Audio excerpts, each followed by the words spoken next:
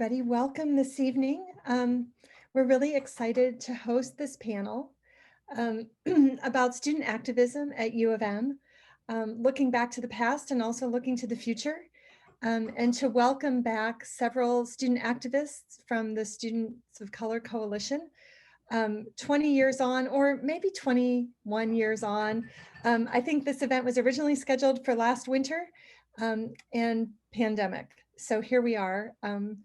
Hosting it now. And I just want to take a moment to introduce my co-host, one of our MCSP student leaders, Leslie Ebo, if she'll wave, so you know where she is.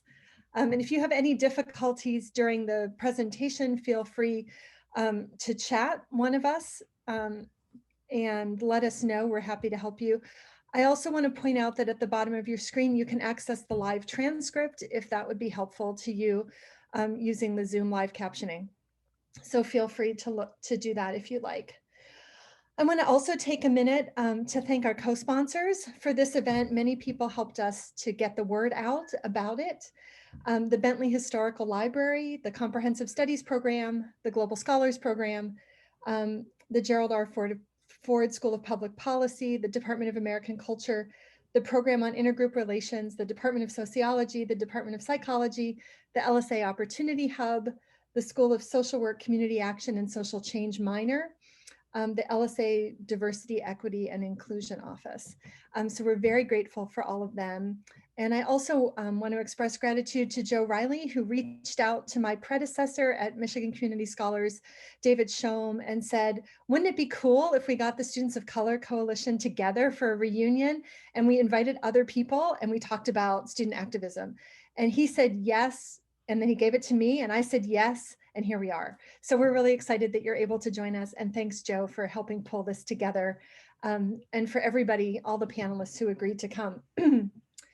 While I was reading articles in the Michigan Daily Archive to prepare for tonight, I came across an article entitled A History of Race and Activism at U of M, which was published in 2015.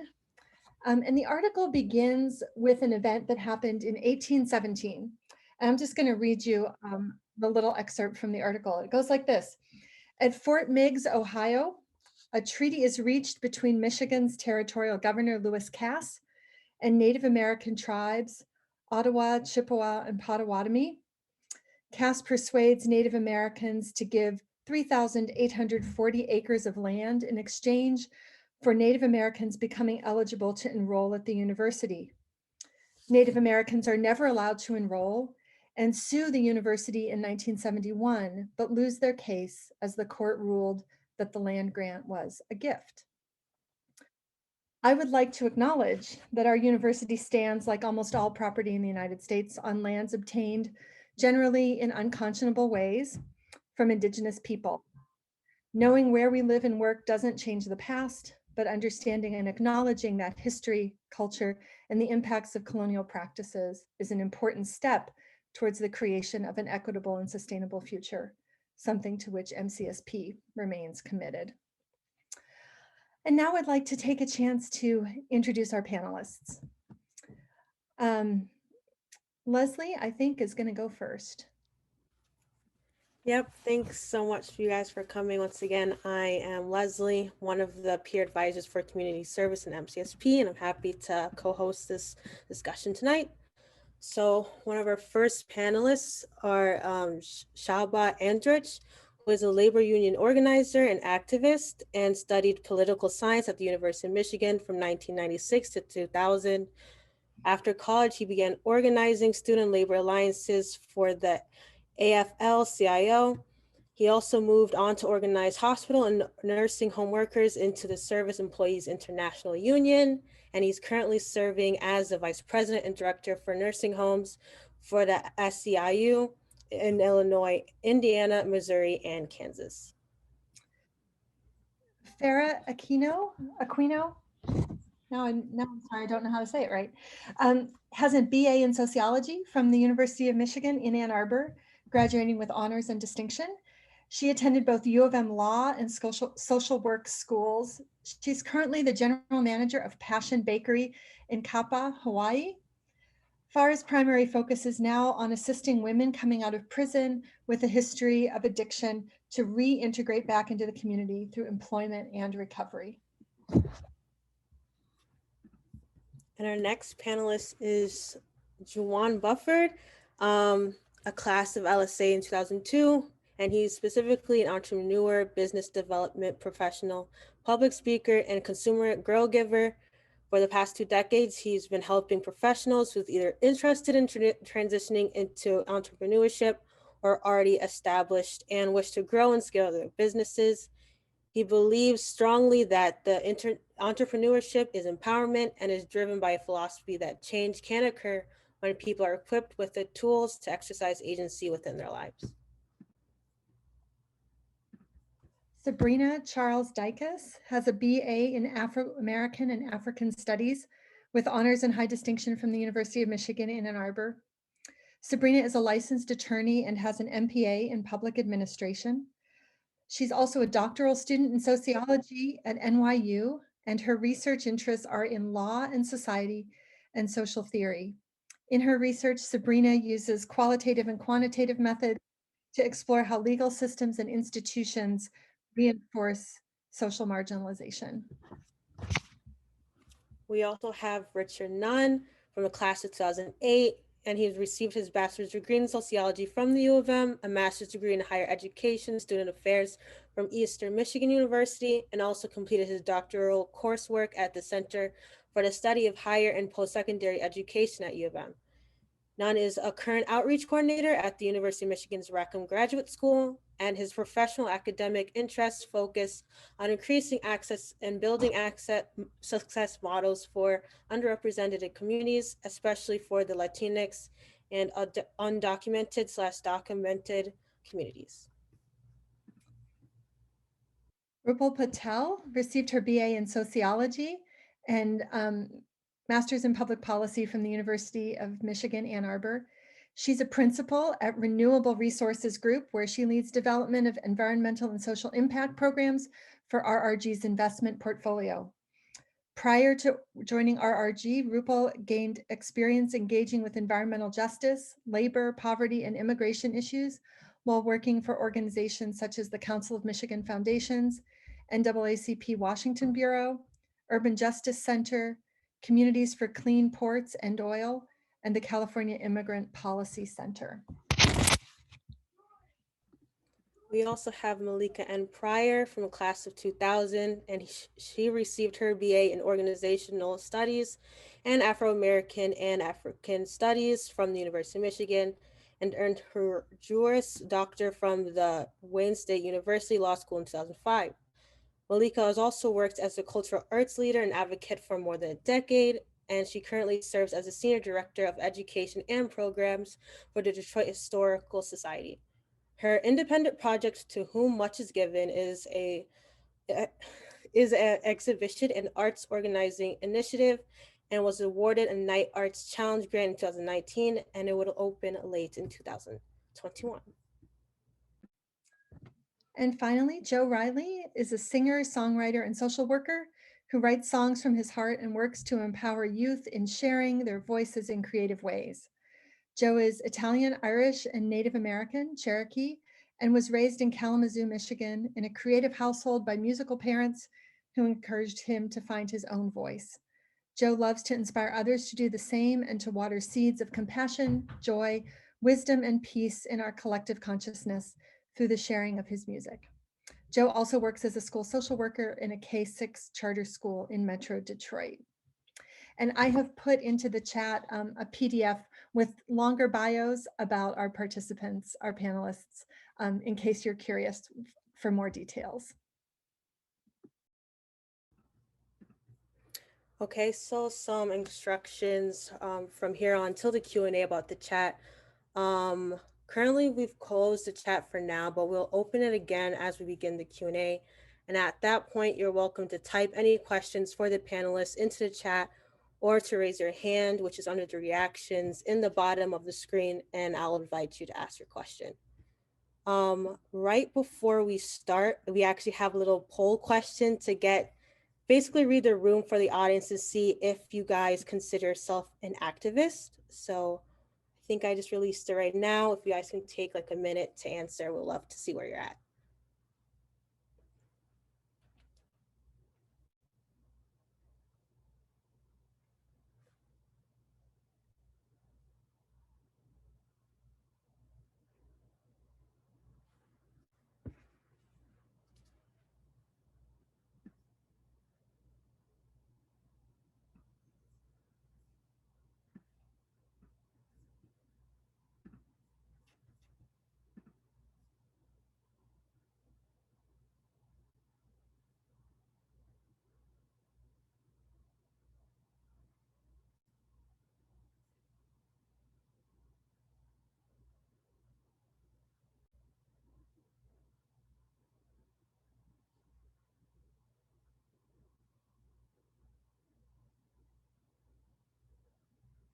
Cool, I think the majority has answered. So glad to see that majority of you guys consider yourselves as a student activist. But if you voted for no or not sure, I can definitely understand you with that. Since I am only a sophomore, I just have started a transition from more of the qualitative aspect to volunteering and social action to the more qualitative understanding the hows and why there's social structure within a society. So hopefully throughout this discussion today, you'll be able to hopefully move your question from your answers from a no to an unsure to a yes based on the inspiration you gather from our panel. Now, with that being said, we are going to be able to start the actual discussion. So I think Christine has the first question. Yep, thanks, Leslie. So this is really just a chance to get everybody's voices in the room and to make sure that all of the attendees get to see our panelists. So this is a quick one, but what's your definition of activism? People are activists. They're not sure if they're activists. They might be activists. They're not activists, but how do you define that? And whoever wants to start can start and just popcorn that around a little bit. How do you define activism?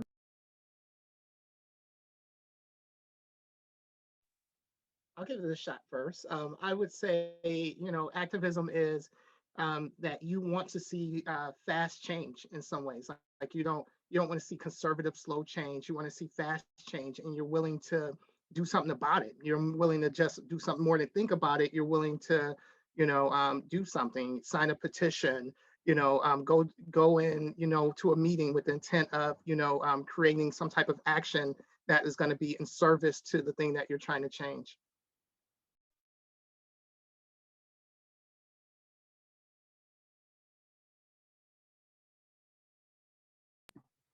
Other thoughts? Definition of Juan Buford speaking. I would define activism as the act of being a change agent, right? And what I encourage people to understand is that activism takes many forms, but it's you utilizing the tools that are available to you and exercise them to bring about change, whether it be expediently or sometimes, it's not always the rabbit that wins the race. Sometimes it's the tortoise, right? And so that's how I define activism.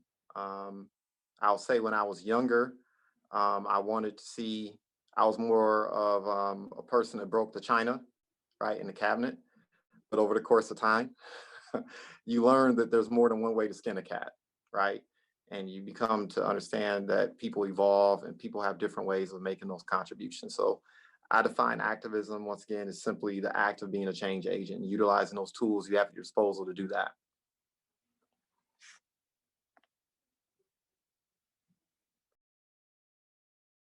Fair Aquino here. I Googled the definition because that's always probably a good start, but I don't like the Google definition. The Google definition is the policy or action of using vigorous campaigning to bring about political or social change, but I would just keep it real simple and say any kind of positive, effective social change, you're an activist.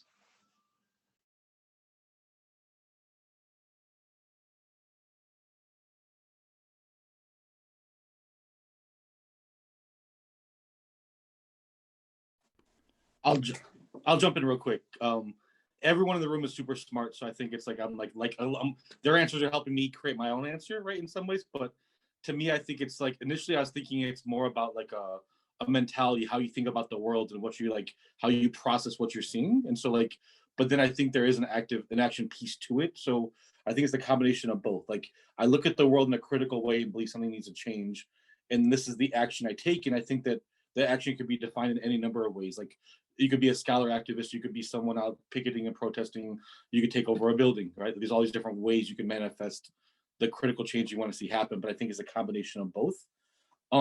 You mentioned popcorning it around a little bit, and so I think it's like I do that in my meetings. So popcorning to me normally means I'm gonna call on the next person. So I'm gonna help like facilitate this a little bit, and I'm gonna popcorn over to Sabrina. And so Sabrina, I want to curious your thoughts. Okay, sure. Gosh, I'm trying to figure out what hasn't been covered yet.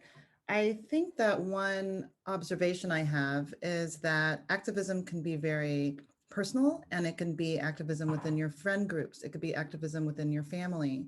And it doesn't have to just start out with large scale change. I believe passionately that we should challenge ourselves to enact change in our own personal lives as well.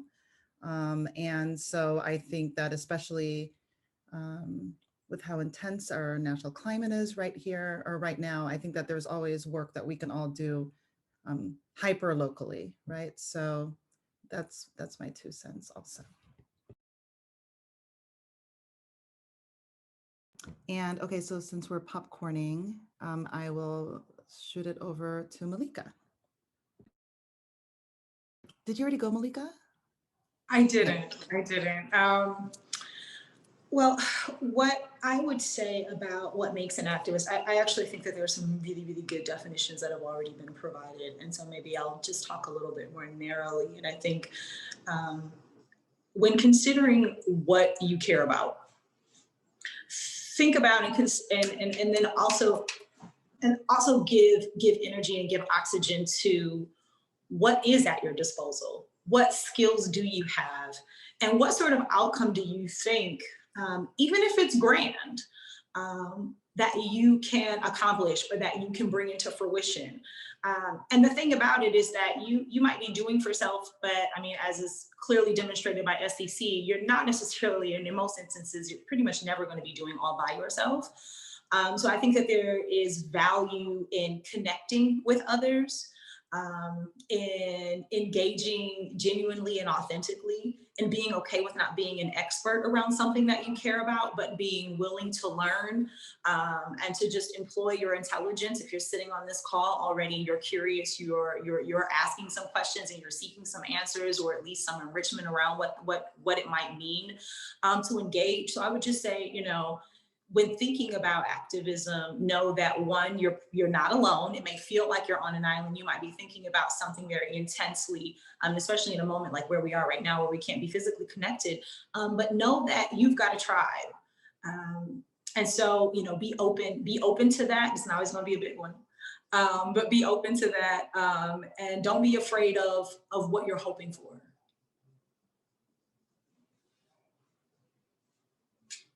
Oh, I'm popcorning. Rupa. This is one of those questions where we could probably beat it to death, but I don't know that we're going to get to a different outcome here. So I encourage us to go to the next question after this. But I would, I think I really appreciate Malika's perspective actually on that, on what she shared, you know, this whole notion of, you know, you're not alone. I think what the SCC reflects is really, you know, a group of folks that were leaders in student movements and student organizations at the time that maybe felt alone in the way we thought, like our perspective and our politics around the way we were seeing the world, but found each other by, you know, crossing the bridge, right? And saying, hey, I want to build alliances with other groups. And the power of that really is like the outcome of what SCC ended up, you know, doing in the tower. I mean, there was, I'm excited to go into like how this all came about, because I think it's a really unique perspective around movement building and how bridging and coalition building is really critical and can really create sustainable, quick, longer term change. And I also would like to just acknowledge some of our friends and elders who are here, Elizabeth James, Wendy Woods, who were present, during the time we were students and in the tower and supporting us, and also Tessa Reed, who's, hi Wendy, Tessa Reed, who's a part of our Native community, and she was there supporting along with a lot of other community members. Actually, Tessa's picture is the one in the New York Times, I believe. So glad y'all could be with us. And for me, I was thinking about activism in light of what Christine read about the land grant and the land grab. And when I, as a Native student, walked into U of M, and I believe it's analogous for everybody else on the panel, we recognized that we were walking in on the shoulders of people who have gone before us, and that it wasn't always possible for them to be in the position we found ourselves in as students. And so for me, an activism role was just about awareness of where I'm at and what allowed me to be here, and a desire, a willingness to use the resources I've been given to make a way for the people who will follow me. And so kind of thinking about myself in terms of a lineage. And there's a lot of different lineages I think we represent, and the way that we can open that up for more people to follow.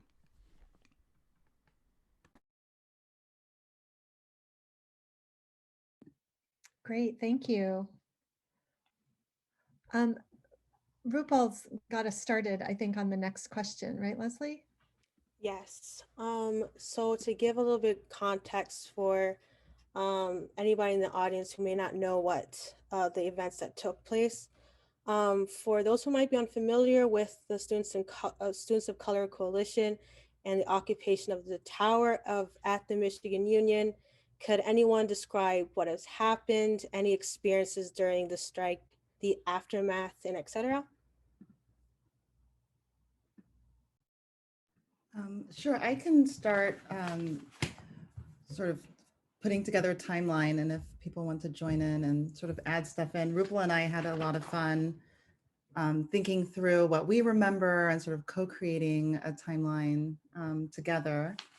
And so, my personal journey towards the SAC, I suppose, started during my sophomore year, as I believe is the case with Leslie, and correct me if I'm wrong. My sophomore year is when I really had an awakening, a personal awakening to understanding that I could make more serious change than I had through volunteer work. Until that time, most of my engagement had been through volunteering in the community. And so it coincided with, my deciding to switch from being pre-med to being a Black Studies major. And so I felt like what I was learning in the classroom was unfolding in front of me, because we were in college while the affirmative action cases were being litigated, which really, for me, colored a lot of my college experience. At the time, the graduate students were unionizing as well into the graduate student union. And again, that really shaped how I was seeing the world. There were a lot of teach-ins and a lot of information about economic rights going on as well. And so at some point, Rupal and I had a meeting at Kava Java, which was a coffee shop that I happened to work at one point. And we spoke very purposefully about how we were going to spend the next few years affecting change. And we talked a lot about how we could hopefully start working together. Rupal was at the time really active in the Asian community, the Asian American community at Michigan. I had just joined the BSU that year as a sophomore. And we remembered in our sort of collaboration, our first event was a cultural event. And I think this might be the same sort of trajectory that other sort of collaborations follow. I don't remember the exact name of this event. It was something like frijoles, rice, and collard greens. Does this ring a bell to anybody? Yes, okay, good. And so that was one of the earliest sort of collaborative projects that I remember working on with Rupal. And then later, I had just become a Black Studies major, as I mentioned, and CAS, at the time, DAS was CAS, it was a center And Rupal and I remember working closely together on ethnic and Black studies initiatives. Rupal, working on the ethnic studies side. And then there's fuzziness, and I'm not sure how everybody sort of gets together, but the next memory I have is of Rupal and I writing a speech that we delivered at the MLK Day Symposium. And if I remember correctly, and we remember the name of this was like Operation Clap. And I don't know how this brainstorm came together, but apparently we decided that we had grown tired of the university's hypocrisy because it had funded this amazing series of events for the MLK Day Symposium. And yet, like there weren't enough tenured faculty of color. CAS was a center, it wasn't a department, right? So we were not happy with these contradictions. And so we decided that we would interrupt the MLK Day keynote speaker that year and deliver a statement saying that we don't understand these contradictions. And so apparently we arrived early, which I suggested should have been the first sign that something was afoot, when all of us across communities showed up and took prime seats like near the front. And after the then president gave the introductory remarks, we stood up and clapped and then walked up the steps of the stage and delivered a statement. And it's so fun remembering these events because I feel like there was so much exuberancy at the time and so much just like, we weren't scared. Like we just felt like this is what's going to happen. And we were just willing to take risks. And I feel like that's part of what's beautiful about being a student activist. And then fast forwarding, my next clear recollection is us as a collective. And so the MLK Day Symposium was like prototypical SCC, as were all these other events. And obviously the SCC wasn't the first sort of multi-ethnic, diverse collective in Michigan's history, period, or even on campus at the time we were there. I know that other people had been reaching across communities and thinking through things. But at that point, we decided that, we had all been working on different initiatives over the years. And we decided to put together a 14-point petition. We called it the 14-point petition. And some of the petition points were specific to each individual community, right? Or pressing concerns for particular communities. And some of the concerns were across communities. So for example, as a Black student, I felt very strongly about using the word Black to refer to students because I felt like as a Caribbean person, I felt like I wasn't necessarily covered under the African-American rubric. And so that was a point on the petition. And there was a point about the Ethnic and Black Studies Initiative. There were points about tenured faculty, about the Minority Peer Advisor Program. And we got people to sign this petition over a series of months. We went to the Michigan Union, we harassed people in front of Subway and got people to sign on. And ultimately we had a press conference. We organized a press conference and announced that we were delivering this petition to President Bollinger, who was then the university president. And, as we were reconstructing this, so when we went to deliver the petition in Lee Bollinger's office, I believe it was his office management staff just really seemed, there was no word for it besides like shook. Like they actually looked scared to see this group of students walk in the door. And it was really hurtful. I remember at the time I felt shocked and insulted and just outraged. And so when I think about sort of the momentum, I remember us leaving and saying, well, that was just awful, right? We went to deliver, we had photocopied the petition, it was typed, right? Like we had done on a computer. It was like a nice document. It was nice, and we had gone to deliver it and people were acting like we had come to commit serious crimes at the University of Michigan. It just made no sense. And so when we left there to talk about, what happened, I feel like that momentum is what carried us towards, the site, and then an opportunity to get access to the tower at the same time emerged. And I feel like that's the momentum that pushed us to say, okay, we have this 14-point petition. Let's decide to focus on Michigamua, which was one of the points on the petition first, right? It was like opportunity plus preparation plus just old-fashioned, being insulted and turned off by the treatment that we received at President Bollinger's office. So that's as far as I remember so far. And if Rupal, do you want to try to plug in some of my holes? I don't think there's much more for me to plug in. I'd be curious to have the rest of the panel weigh in on any other memories, but I just distinctly remember, this sort of started as us, definitely reaching out to one another and being collaborative and trying to put on events together. And it did reach a culmination point of just pure frustration that the administration was not being responsive to us and feeling the need to take bolder action.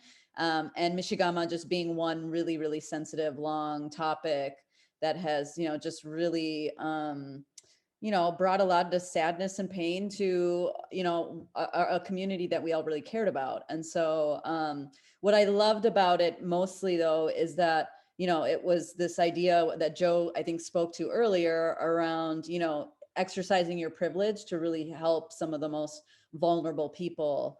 And certainly in the history of the University of Michigan, and the tension with the Native American community, it was we felt really strongly about aligning ourselves on that in that particular movement.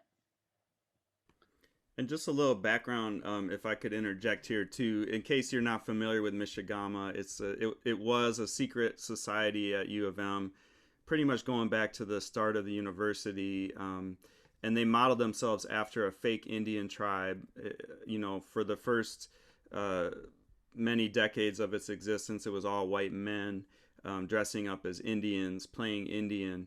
And as you heard in the first land acknowledgement by Christine, Native people weren't actually allowed to attend the university. So this great irony, this great power dynamic.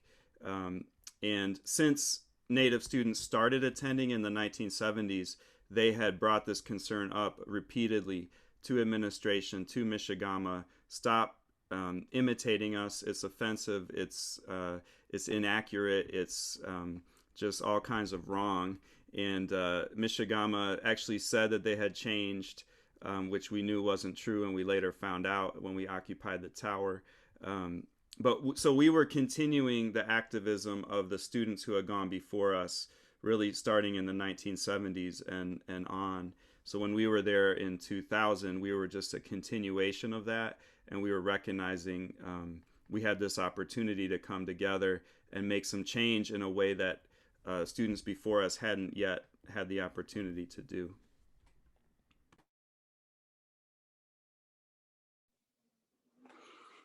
Jawan speaking. I liked two things that were mentioned earlier. Leslie, in terms of you wanting people to extrapolate in terms of how movements happen, right?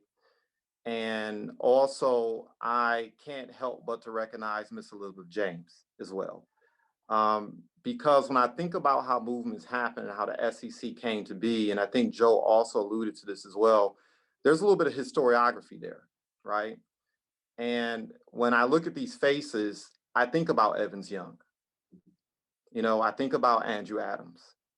I think about Diego freshman year. I think about my freshman year. I think about Lester Spence and Cherie Steele and Ducharme Archer and Mae Jemison. And Elizabeth, I know you're nodding your head, right? Because you know where I'm going with this. You remember Errol Henderson. When I joined the activist flock, those were the people who poured into me, right? And I became aware of Michigamua before because of those leaders. And the thing I'd like to share with you, Leslie, is SEC didn't just happen in a vacuum, right? There was a lot of groundwork that had been laid before we took the baton, right? I remember joining BSU my freshman year and really getting involved sophomore year. And I remember the president of the NAACP running around in a headdress. And I remember that vividly. And I'm not going to say her name because I'm not here for that. I would have 20 years ago, but I ain't going to say it today. But I remember that. And the impact it had on me was, I had read every book you can think of about slavery, the African-American experience and African experience. And I felt wronged and upset when I joined the University of Michigan and learned about the Black action movements at the behest of Lester and Evans Young and so many others. But I hadn't thought about discrimination from the standpoint of being a Latino. I hadn't thought about it from the standpoint of being a Native American. I hadn't thought about it from the standpoint of being a woman. I hadn't given much thought about it in terms of sexual orientation. I never thought about that, right? And so seeing that and experiencing that opened my eyes to the fact that other people had been discriminated against too. And it opened my eyes to see discrimination in more than one shape or color or complexion. And the leadership around me inculcated that, right? And so Evans Young, may he rest in peace, he was the individual that poured into much of the leadership in the African American community, within the Latino community, to a lesser extent, the Native American community. He was that focal point, right? Because what people need to know is that the different communities on campus didn't always get along. There wasn't always cross-pollination. I remember when I joined the Black Student Union that there was a stigma attached to working with the Native American community. It was a stigma attached across the lines and working with the Latino community. And I remember Evans Young pulling me to the side and saying, look, you need to go to the ugly and you need to study the BAM movements. You need to study multicultural movements that transpired at the University of Michigan. I remember him convincing me to walk across the aisle and meet Diego and meet Richard Nunn in the Angela Davis room in Markley. I remember him convincing me to cross the line and approach Mr. Andrew Adamson. People think I'm intense. Andrew. That brother right there was something else. But he convinced us to work together. He poured into us, and the other activists around us poured into us. And when that leader ran across campus from South Quad to Markley to West Quad and up and down in that headdress, I know within the African American community, we were appalled for the Native American community. And I remember that night, a group of us marched into the NASA meeting. We said, forget the reputation, forget the animus, forget any of the stuff that preceded us. We're going to do things differently, right? We're going to cross the aisle. We're going to work together. And I believe Evans Young, in his wisdom, seeing what was transpiring, I remember he gave us a homework assignment. And that homework assignment was to go to the Asabui Lounge, which was in West Quad. And you already know where I'm going with this, Ms. James. Hanging on the wall in West Quad was a 13-point petition, which is where the origination of the petition actually came from, right? So there's a history there, right? There were sugar crumbs that were laid for us. And Leslie, I want you to understand that doesn't happen in a vacuum. There were institutional, there was leadership, there's a history to this that shaped us. And of course, you had to have the willing to cross lines and interact and engage each other. But absent that leadership that preceded us, absent people like Evans Young and Dr. Collins and gosh, I don't want to miss anyone. Yeah. Shannon Martin.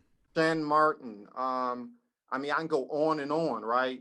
Tara Young got in my ear real tough, you know. And, you know, when we went to the Asabui Lounge and saw the 13-point petition, because we had already begun to develop these relationships cross-cultural, when I looked at the petition, and those of us who were in leadership at the time looked at the petition, we said, well, the pie is big enough for everybody. We shouldn't be fighting and scrapping amongst each other. You know, we shouldn't be fighting. This is a multi-billion-dollar corporation. That's what we're attending here. They don't have money for. I have a question. This is so interesting. What would be cool for me too is to hear like Richard's like sort of recollection of these early interactions too, or Joe's. Like, do you guys remember this the same way? So what I was saying before is what we thought was, look, we're at a multi-billion-dollar institution. No longer should we be fighting and scrapping with the Latino community over lounges. There's enough money here to create space for all of us. It shouldn't be just a focus on the Center for African American Studies, right? There should be departments and centers recognizing all the ethnic communities on campus. There's enough resources to go around to ensure that we all can breathe freely in our complexion, in our culture, in our skin, right? And so so Leslie, I share this because it's important to have this context and to know that, when I look at you, I see you as the generation that we are passing the baton to, right? And that the information and the context is being shared right now should shape all the would-be activists today, but also this is a story you have to pass on to tomorrow, because we're going to be gone in 4 years. You're going to be gone in 5 years, but there'll still be that university institutional memory. And just like Evans Young is no longer here, James Jackson is no longer here. I know there's some other administrators I won't mention, but they're in bad health as well, right? Miss Elizabeth James, at some point in time, she won't be here, right? And so it's important to pass on this history. It's important to pass on this legacy and remember that there are people who set precedents before you, right? And when I think about how the SEC came together, I'd be remiss if I didn't mention these individuals, right? The Delano Whites, those names, the Nina Abubakaris, the David Jones, and once again, Ms. James, I see you nodding your head, right? They were talking about the 13-point petition when I walked on campus as a freshman, right? And it was that history that kind of led us to the place, and we just happened to carry the baton at the time. So I thought it was really important that we interject that history into it, so you understand the context, right? And hopefully at some point you'll create that context, you'll help frame that context, you'll help create that context as it was curated for me. I know Andrew Adams poured into Joe, right? I know there was leadership that poured into Diego and poured into Richard. I know there's leadership that preceded us that poured into us. And I never want to forget that. I never want to forget the groundwork that's laid to make us happen. I'm gonna jump in real quick. Leslie, I'm gonna give you the power to like mildly cut us off at times, because like you can see my collection of friends from like my undergrad, they're all brilliant. They all have there's like nothing but knowledge being dropped all over the place, which is like amazing, right? So if you need to move us along, again, like I know I could talk forever, so feel free to cut me off and like move the conversation along. I'm gonna give Leslie that power to be like, this is phenomenal. Let's move on a little bit because we can like share other kind of knowledge throughout the other questions. The main thing I'll say, and I'll be super brief, is like I think people have unpacked it from like the organizing before, the friendships, the bond, the organic connection, the mentoring, to how we were schooled as activists, like the intentionality to going to the Bentley and reading documents and understanding like the continuity of what we are inheriting and what we need to do with it. I think the main thing I want to focus on is that Michigamua, now called Order of the Angel, at the time was something that we thought could change very quickly. Like it's like when you talk about faculty hiring, it's a longer process. You talk about enrollment, it's a longer process. You talk about these other things to address anti-racism on campus now. Some of these things are a longer process. We felt that an organization that was really on top of the entire institution in the Michigan Union, and given all this power and privilege, could be stopped almost immediately. It's like no brainer. Like why, if you are fighting for affirmative action and doing these kind of things around diversity, why do you support a group that's kind of like bastardizing and using Native culture to kind of to appropriate this culture to like be mock leaders on campus, right? And so we thought the change would be very quickly. And then to give context to the tower, we actually thought we'd be arrested like almost within the hour of going into the tower, right? We're gonna take over the tower, cops are gonna come, don't resist, like let's go to jail, we'll bail ourselves out and think about what we're doing next to kind of antagonize the situation.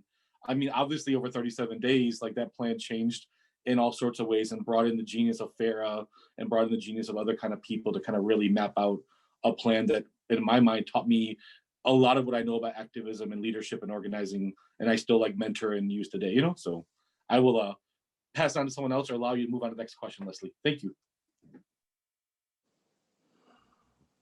Yes, for sure. Thank you for the context. A little bit more about the occupation of the tower. I was wondering if anyone had anything that they learned from their experience and took with them past the experience. I know, Malika, you might have also wanted to pitch into this question as well. Sure. So I think that there's, first of all, being a student activist, there was, so as a junior, I think I served as treasurer for the BSU, and I was active in a lot of organizations. I was kind of all over the place. And I'm grateful for that experience because, who was it? Amiri Baraka. We brought him junior year, and I was running all over the place trying to like recruit people to show up to Rackham to hear him speak. So I ended up being late. But when I walked into the lecture, what he was speaking to was this notion of practicing making revolution. And I remember that just sort of being branded into my mind, because at this point, I'm 2.5 years into what will be about a 4-year experience in Michigan. But that helped to frame and free me, because I was very serious. And I'm still relatively serious, but I tell a lot more jokes now. But I was very, very serious about what it is that I did. And I think that's important, because I think it helped me to be more effective. And to be more pointed in my efforts and in my goals. But that idea of practicing, knowing that where you are right now ultimately is temporary. It's not where you're always going to be. And therefore, there's an opportunity in that to just try, to experiment, to put forth a genuine and authentic effort, and to go for it. And I think in a lot of ways, that's what SEC was. My, I suppose, official journey with SEC, although my work with individuals on the panel began in some instances years, freshman year. Shaba reminded me that, I probably had attended a couple of BSU meetings before him, but, we had some initial interactions and connection and connectivity with BSU around the same time as freshman first semester. I remember first working with Joe as a sophomore. Doing some alliance work with Alianza. So these are relationships that were being fostered both formally and informally for a period of time. So I remember getting a phone call, and I don't remember what the phone call was. I just remember turning and looking at my roommate, who was also an activist and very, very engaged at the time, and being like, yo, we got to go to the union. And she was like, what? I was like, I don't know, but I think somebody's going to jail. And all I remember was that it was a very cryptic and short conversation. I remember getting to the 4th floor, and there were about a handful of people. And nobody wanted to explain how what had happened, but it had apparently happened within the last hour, and everyone who was there beforehand was sworn to secrecy, and we couldn't know. And then we took a tour. And that was the beginning. So it wasn't the beginning of our stories as activists, but for me, that was where I entered into the timeline formally around SEC. And I'm not even sure if we were SEC yet. I just know it was popping. It was about to go down, and I was in. I don't remember how many hours I was there. It feels like days, maybe that's accurate. I remember leaving my apartment, having like just eaten and coming back, and whatever was in the kitchen was no longer recognizable. Probably, I think we were talking earlier, like probably for a shower. But it was this incredibly rich time. And one of the strongest conversations that I recall having with the community, and this is one of the benefits of being open and engaged around whatever matters to you. Go where an idea, your passion speaks to you. If you're active and you're politically engaged and you also like crocheting, do you.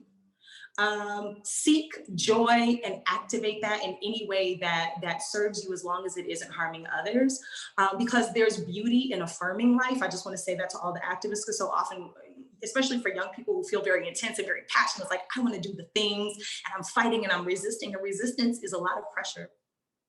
And resistance requires more energy than sometimes moving with the flow of things. So it's important to have that balance.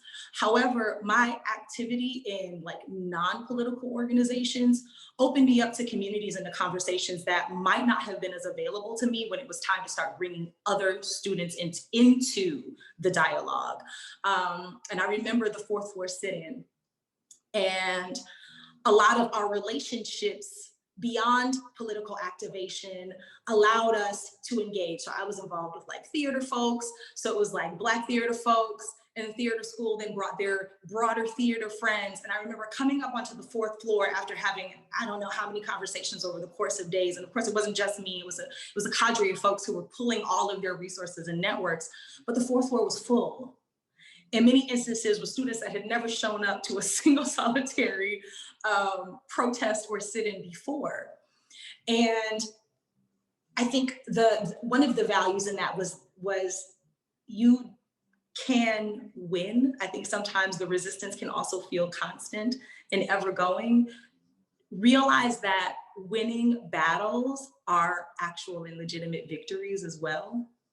And that sometimes what you're doing isn't necessarily going to change everything right now. As a matter of fact, it almost never changes everything right now. But it's laying, to Jawan's earlier point, groundwork for other kinds of labor. And sometimes that manifests within the institution, and sometimes it manifests in people beyond the institution. And that's the beauty of practicing, is that we get to perfect a skill, perfect how we profess or think or engage an ideal, and then go out into the real world and make use of it in a way that, you know, we have no idea how impactful it's going to be. But that was certainly one of my highlights, walking up into that fourth floor and seeing all these folks. And this was an issue that specifically affected the Native community.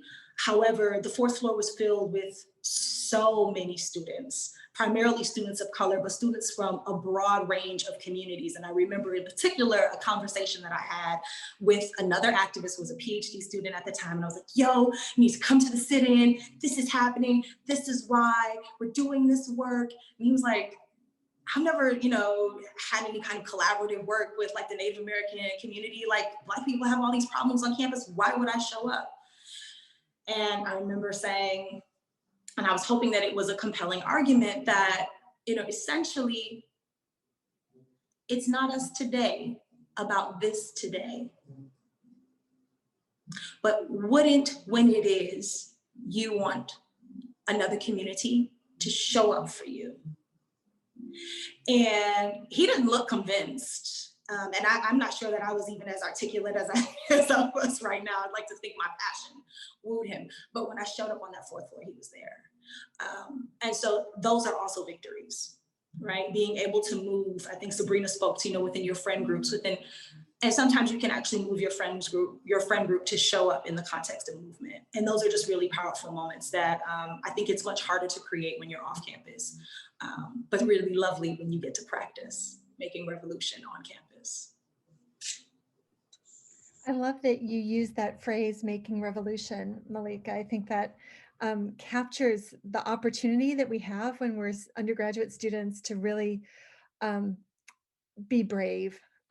And so I'm wondering, as sort of our last question before we just open the floor for questions from the audience, how have others leveraged those lessons after leaving U of M? How has the experience with SCC, with the Tower, with other, you know, areas of student activism changed your life, I guess, shaped your career?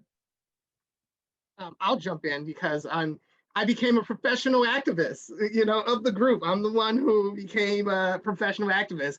And, you know, and it is just what you said, like you're on campus and it's just a great chance to learn and experiment and find out what you're passionate about and what you love. And if your passion is activism, guess what? You can actually make a decent living being an activist. I was so surprised when labor, I only got involved with labor only because one of my friends from college told me to, because at the time, honestly, you know, it was like at the same time we were doing our sit-in, it was like Seoul, and Seoul was, you know, mainly white students. And so my perception of labor activists was that, oh, it's white kids who want to do good, and so who probably grew up well off. And, you know, because I'm from Detroit, I'm from East 7 Mile. So I was like, man, you know, and then one of my friends was like, hey, you should try this labor thing out. And I tried it out, and I went to DC, and I was like, dang, this is actually something I could do. And I was like, y'all are gonna pay me to cause trouble? And they were like,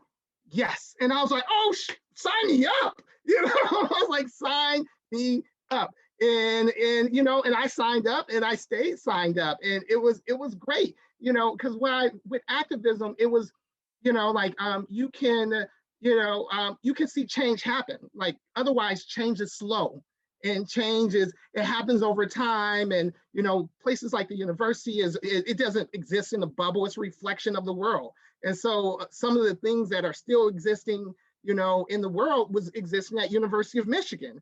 And then so I found out how to fight it there and how to make fast change by causing a crisis and how to make things happen. I think kind of where I might differ from people a little bit is that, I want to see change in my lifetime. Like I hear a lot of people's like, well, we may not see it in our lifetime. We're going to set things up so that we can do that. No, not me. I'm like, I want to see it now. I want to be alive to see it. And so how do I build power to the way that I can, build enough power to have real transformative change, in society?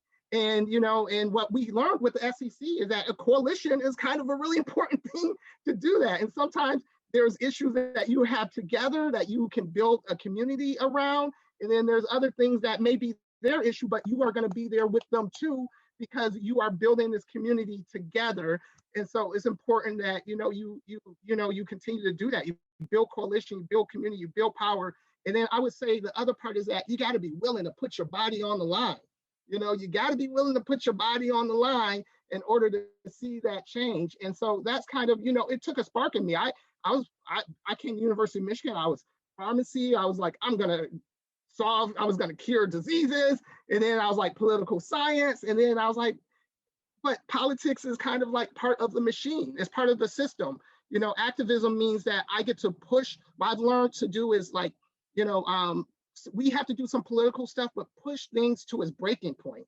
And then either that system is going to reform and it's going to give you what you need in that moment so that you can get what you want in that moment. You still need an organization to hold on to it, or, can you have enough power to break that system and rebuild it in the way that you think is best. And you got to you got to be willing to fail. You got to be willing to push yourself. You got to be willing to, walk up to that line. And when you can do it together with a bunch of people, it's a powerful thing.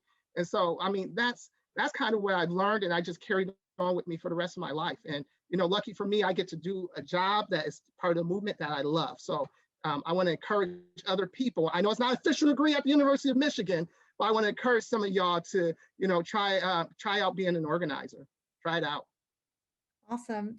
Farah, do you want to weigh in on this one too before we open up the... No, I was like, oh my God, it's over. I haven't said anything yet. Well, I came back to you. I'm really entertained though. I'm just loving all of this. Yeah, so I jumped in a little differently. I guess for me, I always felt like a fish out of water everywhere. And I felt like a fish out of water. I was the first year law student at the time at the University of Michigan. So I was kind of out of the loop in terms of what was happening, but I got an email the day of the occupation, as most of us did. And I was active in the Black Law Student Alliance. This is in my blood. Activism was just in my blood. I didn't like what I saw in the world, and I wanted to make a difference, and I just didn't know how that looked. But I was also very naive, and I was new to the scene at Michigan. I had transferred from Dearborn campus, I think my junior year. So I'd been there about 2 years, and then this summer started law school in '99. So I didn't have the relationships with everybody that everyone else had for years and years, but I did have relationships with them. Again, it was the affirmative action lawsuits. I felt like we were under attack, right? People were questioning, were we even capable of being at the school? Like, it was a very interesting time. So I don't fault anybody in the law school. Colette Rutel, obviously, and Andrew Adams were the exception, and myself. But, for the most part, there was like very little activism at law school. And that was very depressing for me, so I felt like a fish out of water. So when I saw this email and this was going on, like I was so excited, and I just couldn't wait to be a part of it. And I knew many of them from the lawsuits. We were all intervener, not all of us, but a lot of us were interveners in the lawsuits against the affirmative action policies at the University of Michigan. Both the law school and the undergraduate were under attack at the time. There were like the Klan was coming to Ann Arbor, and there was just a whole bunch of crazy nonsense going on. I don't know if it's still like that. I'm so disconnected. I live in Hawaii now, so I'm very far removed from you guys, but it was exciting for me, and I was on board like from day one. I mean, I just, that was my thing. So I also blamed a lot of the experience on why my life got derailed. I mean, I ended up like, I went through this really, I think I was a lot more naive than a lot of people going into this. I really believed like the university had our best interests at heart. I mean, I can't even tell you the depths of my naivety, but so the experience to me, and I heard someone, I think it was Malika, speak to the importance of balance. Like, I think that's one takeaway. If any of you guys are interested in student activism, like having that balance, finding that balance, because for me, like I spiraled after this experience. I tried to keep it together, but I couldn't. I had a lot of depression,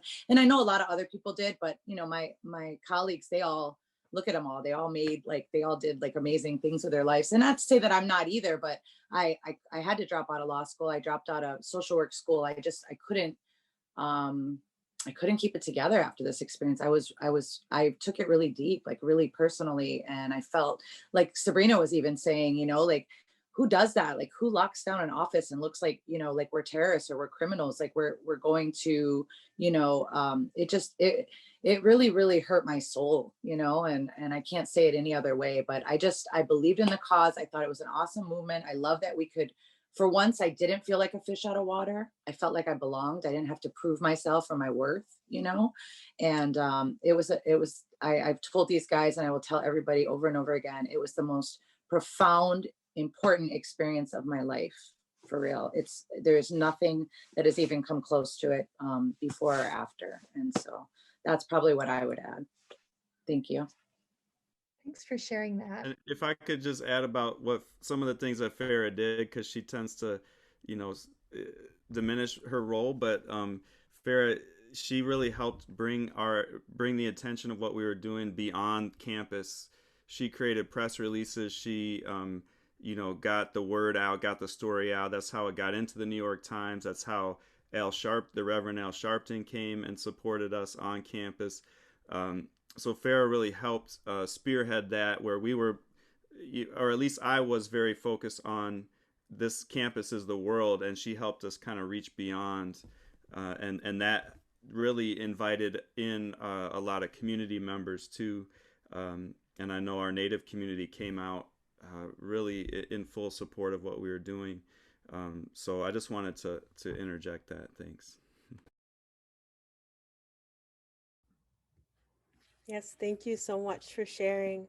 So right now we're about to start the Q&A section, but right before that, I have another poll because I'm a fan of polls. This one, just reflecting off what you heard from the experiences from the panelists on their experience with the recent, basically the recent activism when it comes to the sit-ins. I just want to know what you guys want to do within U of M at first, before going even broader. When it comes to anything you want to change with U of M and its structure and how they treat people of different social identities.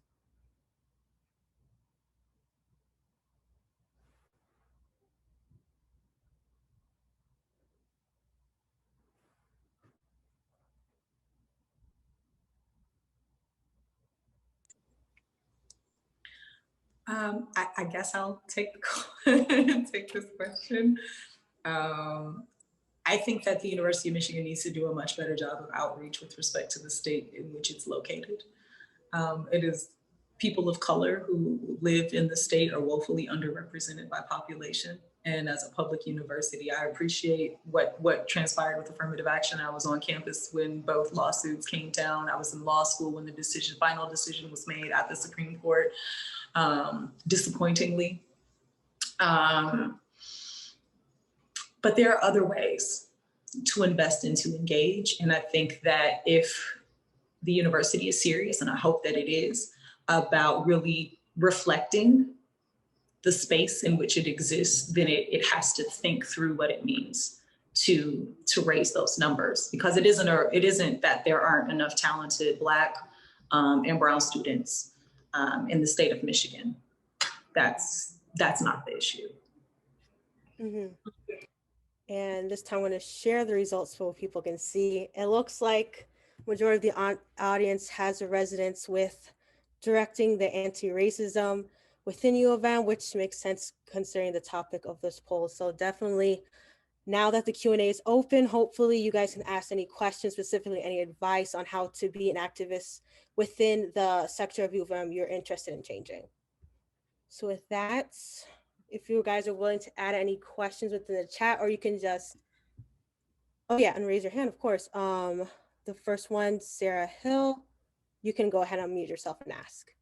Thank you. My name is Sarah. I'm a senior right now, second semester Zoom school senior at U of M right now. Thank you all so much. This is incredible. I heard about this from my professor, David Shome, and was so glad I did, because I recently, I had never heard of Michigamua until less than a year ago. I had no idea secret societies even existed at Michigan, and have kind of just been learning more about this history. It really fascinated me. And something that I can't remember who now, but someone touched on about that idea of kind of there are these kind of short-term wins in activism. Obviously, with getting Michigamua now Order, as well as Adara Phoenix out of the Union. But like these groups still exist on campus today. Obviously, Order changed the name. Some change has happened, but I guess I'm just kind of wondering any perspectives on that idea of kind of, when to know when that kind of institutional change is needed, when you can work within an institution, and when and where there are places on campus where they kind of can't be fixed, like they need to not just be there. So that's not a very succinct question, but just interested in hearing any thoughts about that.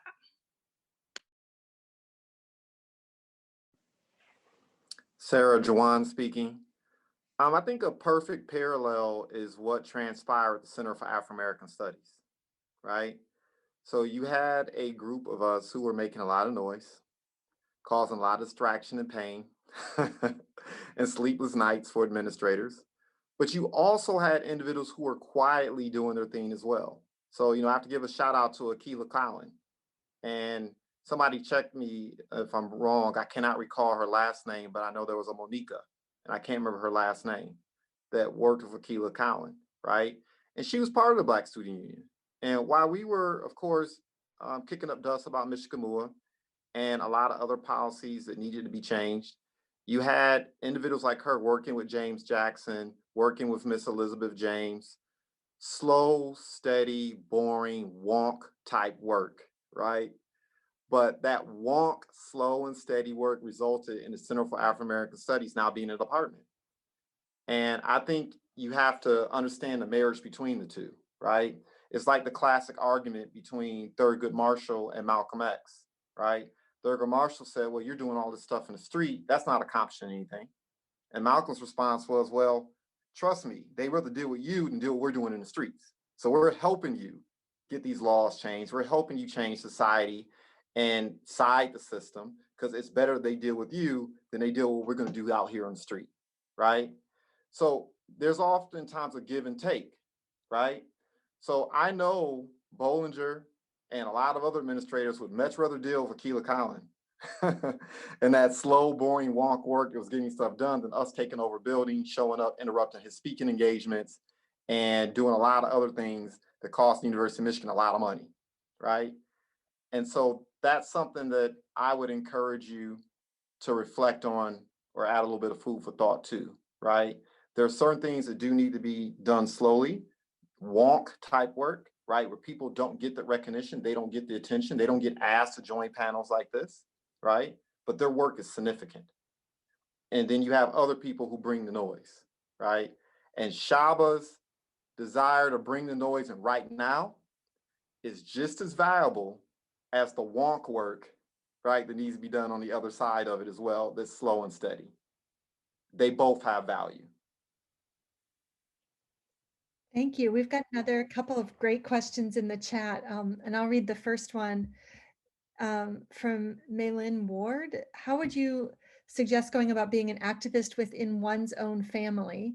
How can a young person gain enough of a voice to change the behavior of their parents or grandparents? Anybody want to think about what it means to be an activist in your family, with your family? Very Ooh. challenging. Oh, I have this problem in my family all the time. I don't know that you can be.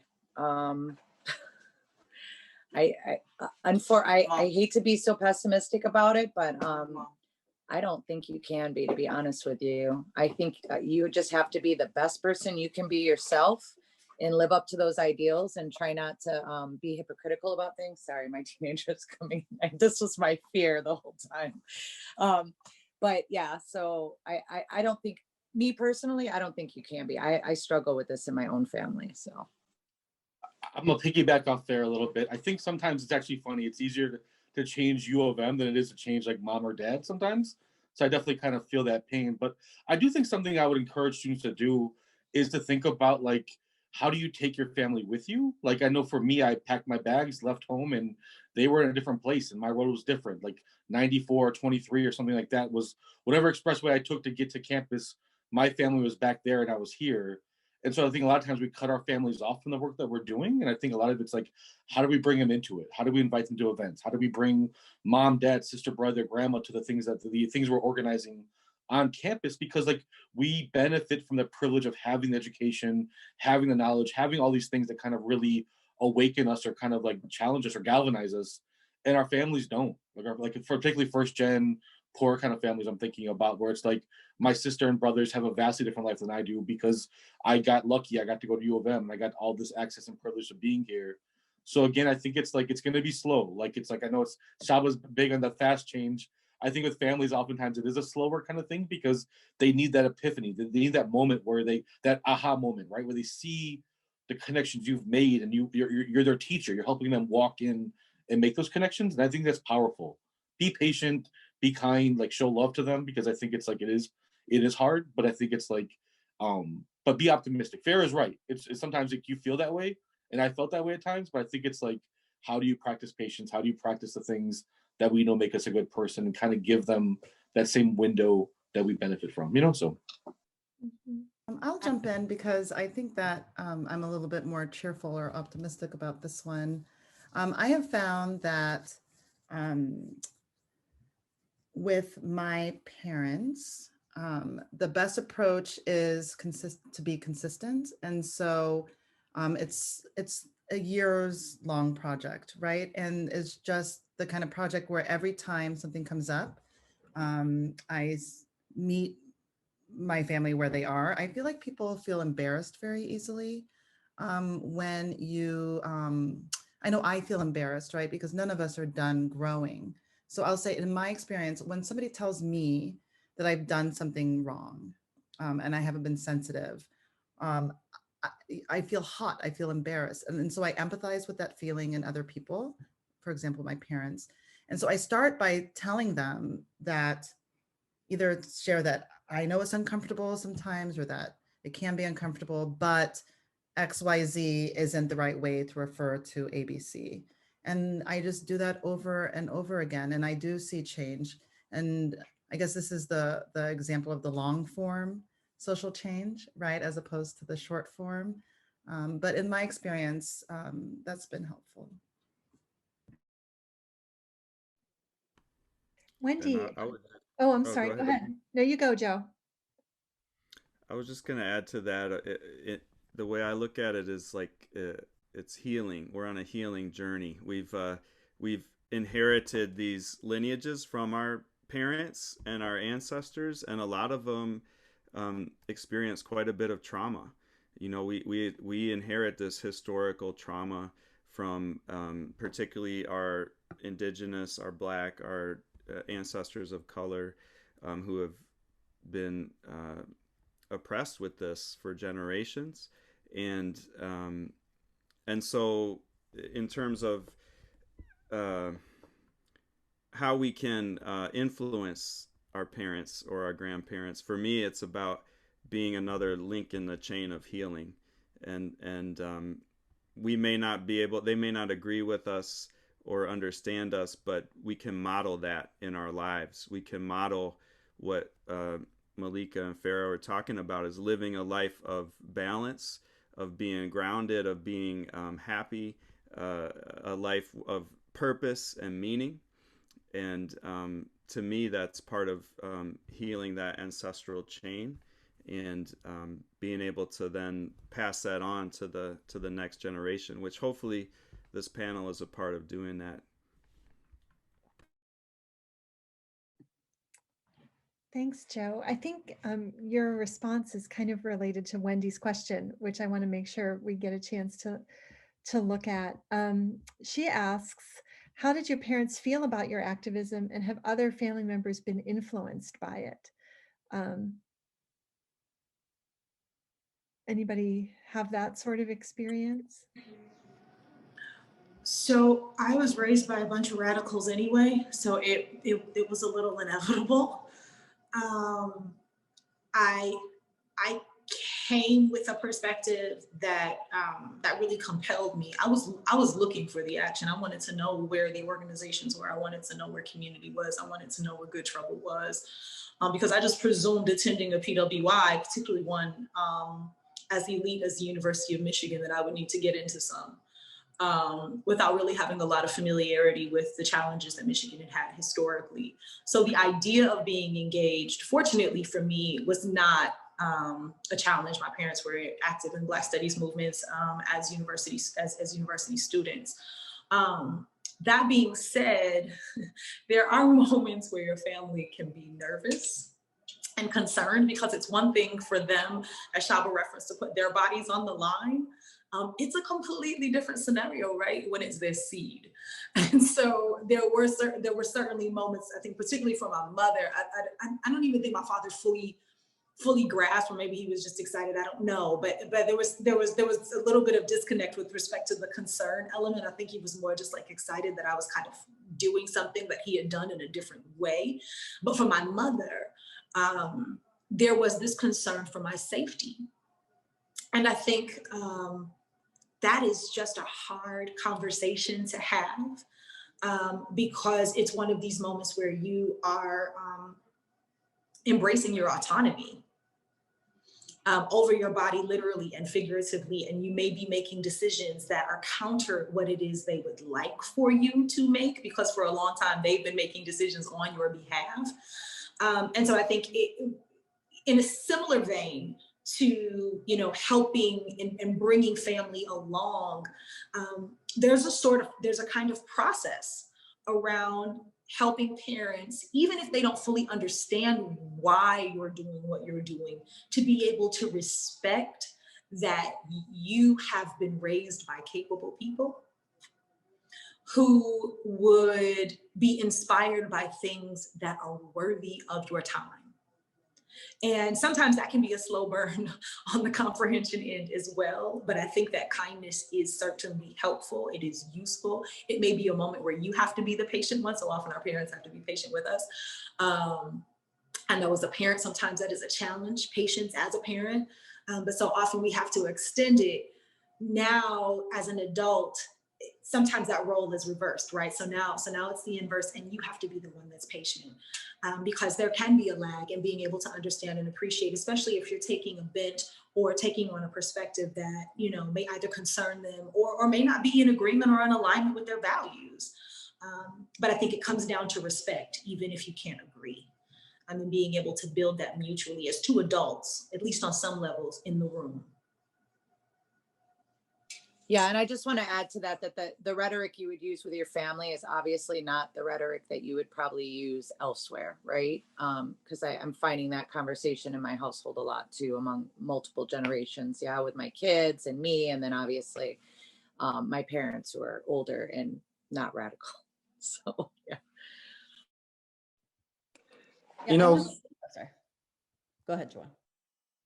no, I'll defer to you, Rupal. I've been running my mouth quite a bit. So no, I guess I just wanted to add in, you know, I didn't come from an activist family, and frankly, you know, I think alluding to some of the trauma, intergenerational trauma that Joe had sort of raised, I think that influences our families a lot too, right? Like if your ancestors have been through generations of trauma, there is a sort of approach to life that is duck and cover, stay low, stay quiet, just kind of, you know, do what you got to do to just survive.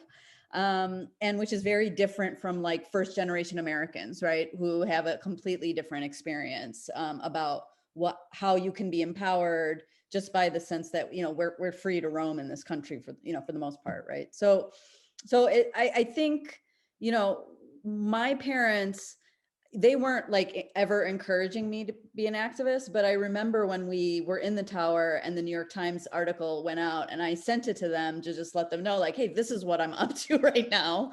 And they, you know, they weren't, they were shocked, I think. And I think, and they didn't express concern or discontent around it. They just sort of stayed quiet and said, okay, you know, hope you know what you're doing here, kind of reaction. But I think over time, what they've come to realize, especially as a woman, you know, that where typically in South Asian families, women aren't necessarily prioritized, right? Like by education, right? There's this whole concept that you just go get married and that's your job kind of thing. At least when I was growing up, I think it's probably different now, but maybe. So I think part of it is just them seeing that the boldness with which I, you know, sort of engaged in activism on campus, and particularly with the SCC, has carried me through to my career, where I live a very like healthy, you know, happy life. And so, you know, I encourage you to, like, if you are concerned, you know, there's always this thing about like, what are my parents going to think, right? Like what I remember when before we went in the tower, right? I was so scared because we knew we were going to get arrested, right? So I'm sitting there and I'm literally, I have the Bhagavad Gita. Like I don't pray. I know nothing about religion, right? So I have this, my parents gave me a Bhagavad Gita. I'm sitting there and I'm just praying that nothing terrible happens and that my parents don't kick my ass, literally, for doing this. But I again, like, the point is like, show your parents who you are, be patient with their reaction to you, and stay in conviction with who you are, and carry that through to your life, because they will come around as they see what it does for you and your level of confidence and how you are able to create a really great life because of your boldness, you know? So I encourage you guys to really carefully challenge your parents in those ways. You know, my father was a police officer, and he ended up becoming one of the chief architects for Homeland Security here in the Midwest. My grandmother was from Kentucky, and my mother was from Mississippi. Now, some of you know where I'm going with this.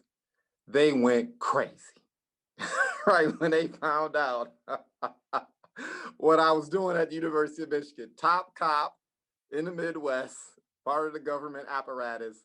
And you know how Southern folk are. Boy, you go to school, you better get those good grades and, you know, go out and get a good job and all other fun stuff, right? And I know that a lot of students kind of move away from activism because they're concerned about that, right? We have Shaba here, who was able to channel his passion for activism into a career. But Leslie, to answer a question that you started with about why people should become activists, well, because activism teaches you leadership. Activism equips you with the alligator skin to follow through on your passions. That's tough. You got to be courageous to be an activist. You know, I don't share this often, but I remember for 2 years straight, I received 50 death threats every single day in my email inbox because of things that I said on campus, because of the sit-in. And I was a rabble-rouser before the sit-in, so I was already getting into stuff, right? And it teaches you to follow through in your convictions, right? And that's scary. And we avoid that oftentimes in society. But when you think about the figurines who've made history, the people whom we revere, the people whom we look up to, right? Those names, you know, we talk about Martin Luther King, right? We talk about Abraham Lincoln. I mean, I can go across the board, right? All these different leaders. And the one thing they have in common was a willingness to follow through on their convictions. And people who follow through on their convictions, you change the world. And activism allows for that, right? I remember I was cracking up when Republicans went crazy over President Barack Obama, right? When he first ran for president, they were saying he was a community activist. How is he qualified to be president? I was like, oh, y'all don't know. When you're a community activist, man, influence, leadership, the ability to motivate individuals, to pull the best out of individuals when you don't have a paycheck to crack the whip, right? That's true leadership. Look, you're looking at some powerful individuals here on the screen, and we can fight just as hard as anybody else, right? It takes leadership and a willingness to understand how to navigate and work with people to bring people like that together in a room and get along and get on the same page and sit in a space together for over 30 days without killing each other. Your nose is That's- always in a book. that, I have to you listen, know, but I'm so proud of you. That takes leadership. That takes skills. That's amazing. You know, to pivot the way we did, right? We went in that room thinking we were going to get arrested, and it didn't happen. So what do you do next? You're sitting in a room looking at each other, looking at the figurines, looking at the disparaging pictures, and looking at disparaging the wigwam and just the audacity to do this stuff, right? What do we do next? Well, then we look up 2-3 days later, we have tours running through that wigwam. We have, I mean, I think Diego developed speaking skills while he was there, giving so many speeches, walking around that wigwam, right? You had all that development, the ability to manage, to strategically plan, to deal with multiple stimulus and stresses coming from communities and coming from your family and your friends. These things matter when you start to build a career later on. And for me, I think that's what my family saw. They saw me come out of that activist and they said, okay, this guy, one way or the other, we don't know, we don't understand why he did what he did. We don't understand what it was all about. But our son went to school with one person, he came out another. And now he's leading stuff in the community that he lives in. He's still being a change agent and finding ways to help other people. And, you know, one of my philosophies is if you help other people get what they need and get what they want, you'll never want yourself, right? And that's a principle that I think activism teaches you. And so. Thanks, Jawan. I noticed we have one more hand up and we're right at 8:30. So I want to give Yasmin a chance to ask her question and then we'll wrap up. Is that okay? Go ahead, Yasmin. Hi, everyone. My name is Yasmin. I'm currently a freshman at U of M. I'm in the Michigan Community Scholars Program, and I'm really happy that you guys put this on today. It's been great. I just had a question regarding, like, I come from a community that usually doesn't even, maybe they don't pursue higher education, especially coming to U of M, or don't really trust the government or politics or activism that doesn't really, they feel like they're not really represented or it doesn't really pertain to them. I just wonder how you guys target kind of bringing these issues home to your community and how you make kind of build a community aspect and I have to focus. make people really value this activism and kind of include them in the table when they're not really like historically have a seat at the table like my people. So I'm just kind of trying to navigate that myself, and when I'm trying to become a leader that I feel like is actually leading and not just kind of being performative, like how I can give myself and other people, you know, like me, us, like a spot at the table in government or just in these community spaces. So yeah. I'm going to speak to that real quick. I just think you got to find the commonalities, right? You got to find the things that are going to unite you with others. Because I think that's why this was so effective for us, was that it went across cultures, right? Across races, across, you know, different diversities or what have you. And there was commonalities that we could all kind of sign on to, you know what I mean? So I think that's the best place for you to start, is just finding that commonality, whatever that might be. I don't think it's a bad thing to distrust. I really don't. You know, I think that healthy skepticism is good. So that's what I would add. I want to encourage you to like the step I took and the step I encourage people to take is like go back and look at histories. Histories are flawed. Like it's like if I looked at the history of Latinx people at the University of Michigan, like I would think that we didn't show up to campus until the mid 90s. And it's like, no, like we were organizing in the 60s, in the 70s. We've been here for a long time in numbers. If you think about the SEC, like you'll see NASA and you'll see BSU and you'll see the Latinx org and you'll see UAAO, but we don't talk about the Arab students who were there, the Muslim students who were there. We don't like those things are not discussed because history is never complete, right? And so in some ways, like recognize that like all peoples or many peoples have histories that are not told, and that it's like, and so I think what we did with a huge takeaway from the day, find like-minded people. Two people get together, Sabrina and Rupal get together in some sort of coffee shop, Kava Java, and they're inspiring a revolution in some ways. And I met Joe as a freshman. We went to it wasn't a very good retreat. We went to some retreat in the middle, like out in I forgot where it's, like somewhere out that way. You know, like it's like that's when I met Joe for the first time. So it's like these very like organic situations where you find like-minded people and say, Yeah. oh, this is the power here, right? Like if I get two people, I find a third, I find a fourth. Oh, there's an organization. Oh, ASA is doing this kind of work, or BSU is doing this kind of work, or the Muslim Student Association is doing this kind of work. That's dope. I can change some voices and change how my community is perceived on campus. Like I think when I was on, again, I'm way too long.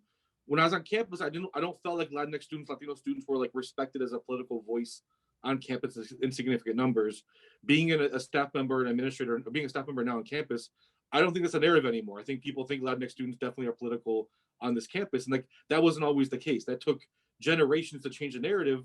But I think the point I want to make is like the reality was still the reality. We were active back then. We were active before me, and we're going to be active after me. So I think in some ways, feel empowered.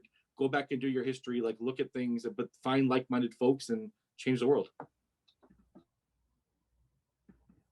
All right, I think with that, because we are running a little bit over time, we'll conclude this discussion. Thank you so much for the panel for coming out for us today.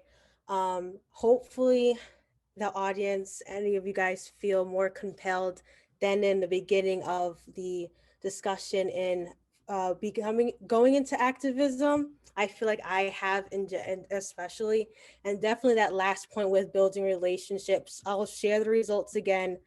For the most part, every single issue you found within U of M, at least one other person was having the same feeling. So definitely, I know it feels like when it comes to activism, you feel like you're alone because you feel like you're the only person thinking about what's wrong with U of M, but you do have resources and people to reach out to in order to create something big.